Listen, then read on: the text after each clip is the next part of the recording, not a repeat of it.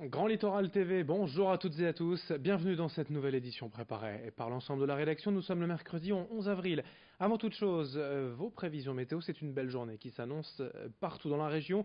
Du ciel bleu, du soleil, quelques passages nuageux tout de même, mais sans conséquence. Des nuages d'ailleurs plus présents ce matin que cet après-midi. Les perturbations devraient se dissiper et on aura surtout des températures très agréables. 17 degrés cet après-midi pour les maximales à Saint-Omer ou au Touquet. Sur la mer du Nord un peu moins, 13 degrés à Calais et Dunkerque, mais quand même du soleil et du ciel bleu pour tous sur le littoral. Les prévisions complètes après ce journal. À la une de l'actualité, d'abord les tensions autour des universités françaises et régionales face au projet de loi ORE. Orientation et réussite des étudiants. Depuis plusieurs jours, les rassemblements s'enchaînent. Et depuis quelques jours, maintenant depuis hier, notamment les étudiants lillois ont reçu le soutien des enseignants, des maîtres de conférences de l'université. Tous ensemble dénoncent cette loi, ce dispositif Parcoursup, mais aussi la présence parfois de forces de l'ordre à l'entrée des campus. Ils veulent avant tout pouvoir discuter avec les responsables de l'université et le gouvernement pour faire retirer cette loi. Étudiants et professeurs se disent prêts désormais à boycotter les examens des prochaines semaines. Explication, témoignage d'un étudiant mobilisé hier au micro de Laurent Hogne et de Christopher Hogg. La mobilisation plus grandiose des étudiants, on est beaucoup plus nombreux qu'hier, on a doublé là, je pense qu'on est 500, 600 devant le parvis de l'université de Lille 2. Donc voilà, un durcissement et un accompagnement des professeurs. Voilà, il y a des professeurs qui n'étaient pas avec nous au début de la manifestation qui a commencé il y a 2-3 semaines vraiment conséquemment. Et là il y en a qui sont arrivés, voilà, on sent vraiment comme dans le banc des poissons des gens qui nous rejoignent. Si je fais un retour en arrière, je n'aurais pas pu venir, parce que j'ai fait une prépa Sciences Po, licence Histoire avant de venir en sciences politiques ici, et je n'aurais pas pu accéder à ça si Parcoursup avait existé. On enchaîne avec toute autre chose dans ce journal. Ces images de contrôle routier menées cette nuit près de Dunkerque à Givelde, précisément route de Furnes. Il s'agit pour les forces de l'ordre d'un secteur particulièrement stratégique en vue d'intercepter d'éventuels passeurs. Ici dans le Dunkerquois, comparé au Calaisis, le problème est différent car les réseaux de passeurs sont davantage implantés et mieux organisés. Certes, le nombre de migrants présents sur la côte d'Opale a quelque peu baissé ces dernières années, mais la lutte contre le trafic d'êtres humains restant encore et toujours une priorité sur le territoire pour les forces de l'ordre. Les autorités travaillent ensemble d'ailleurs, qu'elles soient françaises ou belges. Explication sur place, la nuit dernière donc, au micro de Corentin Escaillé. Chaque semaine, il y a des filières démantelées. Par exemple, sur 2017, je n'ai pas encore les chiffres consolidés de 2018, mais par exemple, c'est 24 filières qui ont été démantelées sur la bande littorale, avec des ramifications qui ont lieu très loin, jusque dans la région parisienne, en Allemagne, etc. Donc la PAF, la sécurité publique, fait un travail de fourmi, mais qui porte ses fruits. Et on peut dire que chaque semaine ou chaque 15 jours, une filière est démantelée. Malheureusement, ça se reconstitue ipso facto, compte tenu des sommes qui sont en jeu et des gens qui n'hésitent devant qui n'ont aucune espèce de retenue sur la mise en danger de la vie d'autrui pour gagner de l'argent. Dans cette édition également des images des travaux annuels d'aménagement de la plage à Wimereux. La saison estivale approche, les vacances de printemps aussi, et les touristes se font de plus en plus nombreux durant le week-end sur le sable. Pour permettre donc à tous d'en profiter pleinement, la ville a sorti les pelleteuses pour entretenir ce que les Wimereusiens appellent le petit bassin. L'objectif est de rendre propre cet espace en enlevant de la vase accumulée ces derniers mois, en rajoutant aussi des rochers.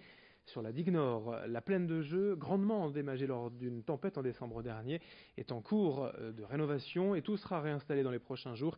Les jeux seront normalement rouverts pour les vacances dans 10 jours. Et explication avec le maire Francis Ruel au micro de Louis Caillé. La période estivale est préfigurée par l'installation des cabines commerciales sur la digue. C'est fait depuis une huitaine de jours. Des cabines, des estivants sur la digue également. Ça va commencer ces jours-ci jusqu'à fin octobre. Ça préfigure déjà, je dirais, la saison estivale avec le soleil et tout. Ça amène des touristes. Ensuite, il y a, je dirais, le formalisme, les douches, les drapeaux, les toilettes publiques. Ça fait partie, je dirais, de l'histoire et du tout-va qui est réinstallé chaque année.